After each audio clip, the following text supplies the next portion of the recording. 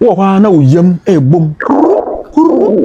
saa de no e betima displace me pato enye yare mama obi an koton aduro ma say yare e bojikum Francis ene me tro saa de no de ye na betima ma na jai so metro simple tin abeya e be jai at times so ba bi na ho ye din e be meeting ana boyfriend aba won chani ti da o nan so na uyam bom fine girl won feel comfortable then so ye ma me tro ye bojikum Francis medically saa de no ye fe no boborigme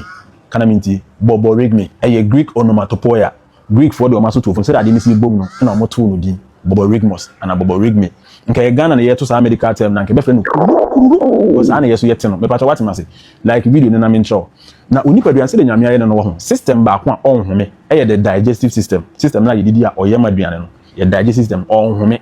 me pato aduane da oyam a oyam aduane ni oyam a ohoro nkukuo enkuku hohoro na ohoro no cleaning agents omo oyam a mo clean yam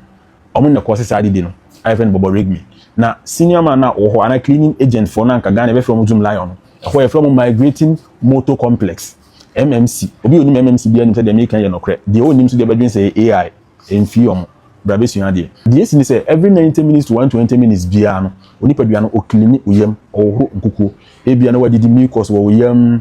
bacteria cry we yam me so mo boa digestion normally mo we large intestines obi timi fra by the small intestines I was see it me pushing it down na ye cleaning mucus na we oyam ni nyina na ye dey prepare for aduane fofora eba